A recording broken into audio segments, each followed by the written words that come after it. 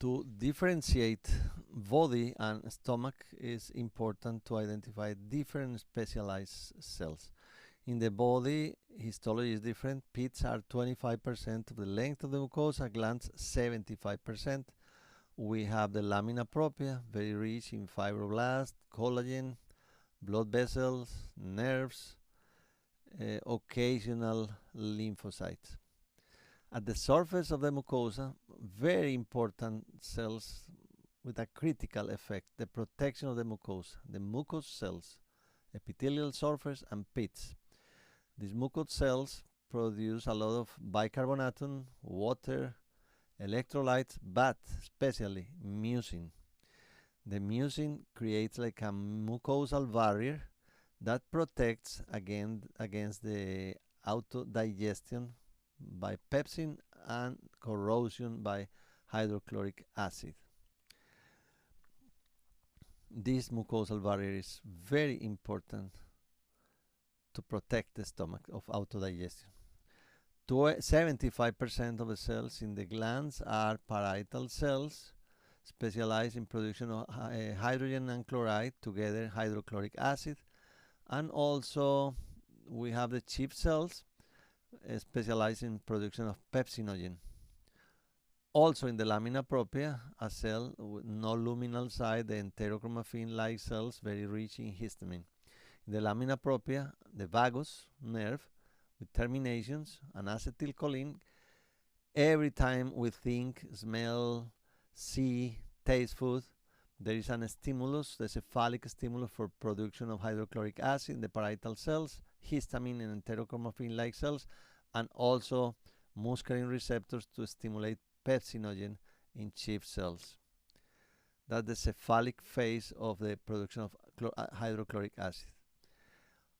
Also, we have a lot of endocrine hormones here. One is the gastrin, coming from the G cell from the antrum.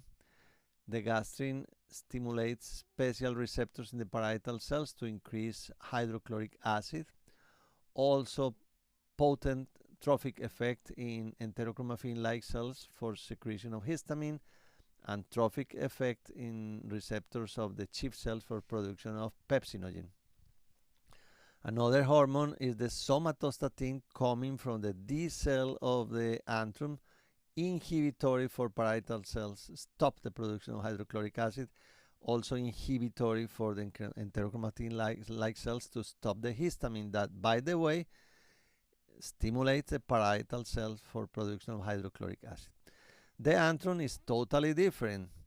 The pit in the antrum is 50% of the length. The gland is 50% of the length. We also have the lamina propria of the support of the glands and pits. Most cells in the antrums are mucous cells, and only occasional cells in the bottom of the glands in the antrum are the G cells, specialized in gastrin production, and the D cell rich in somatostatin. With stimulation of the vagus again, in the cephalic phase, gastrin is increased. Every time we think about food or taste food, gastrin is increased, even with an empty stomach.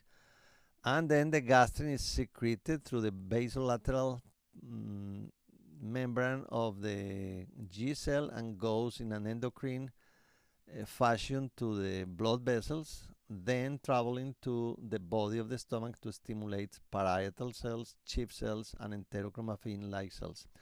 Amino acid and peptides are very potent stimulus in the luminal side for secretion of gastrin. pH lower than 3, very acid, is the stimulus for the production of somatostatin for the D cells. When somatostatin is released, it goes in a paracrine fashion to the neighbor, the gastrin cell, the G cell, and tell the G cell to stop the production of gastrin, and also travel through the blood vessels to the body of the stomach to tell the parietal cell and the enterochromaffin-like cells to stop hydrochloric acid and to stop histamine. Let's summarize. We have the blood vessels in the lamina propria, antrum, and body of the stomach with a lot of mucous cells and many specialized cells. In the antrum, we have the G cell rich in gastrin, the D cell rich in somatostatin.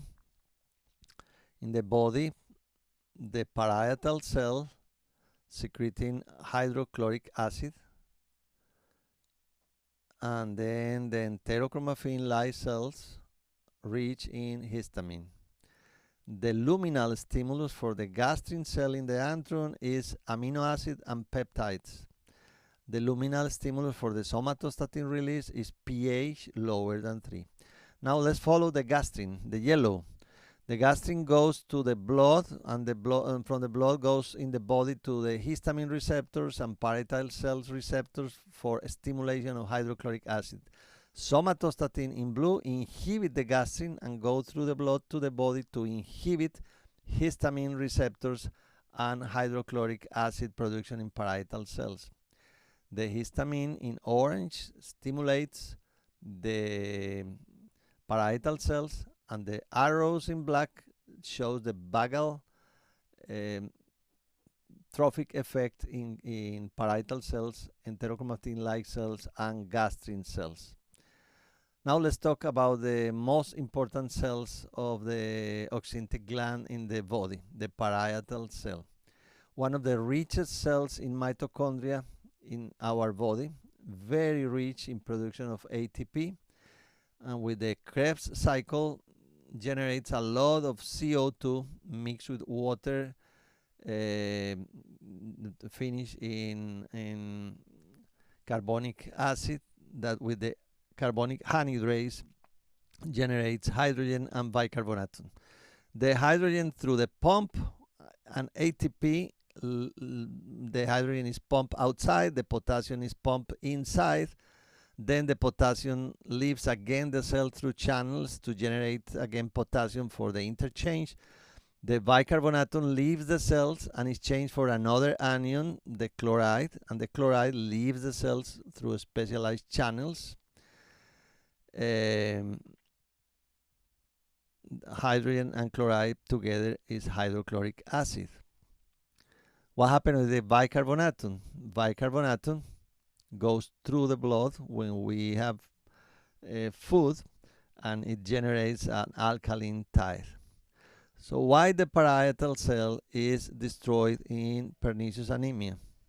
It's a subject for another discussion, autoimmunity, but basically there's antibodies against the intrinsic factor that is inside the parietal cells, anti-intrinsic factor antibodies, responsible for the absence of vitamin B12 in this process, and antiparietal antibodies that destroy the pump ATP potassium hydrogen. In summary, physiologic impact in pernicious anemia.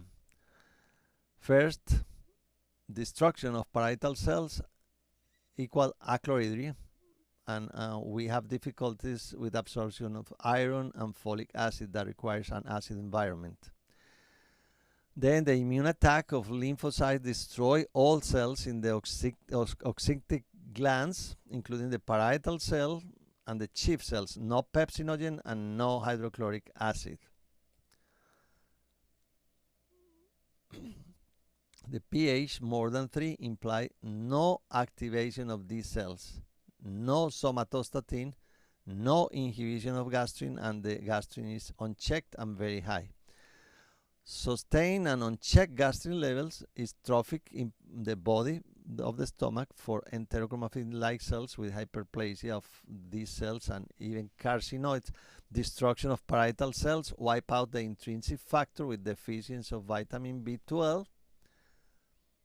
And finally, after 10 or 20 years, atrophy and chronic inflammation imply mucosal development of intestinal metaplasia that increase the risk of adenocarcinoma.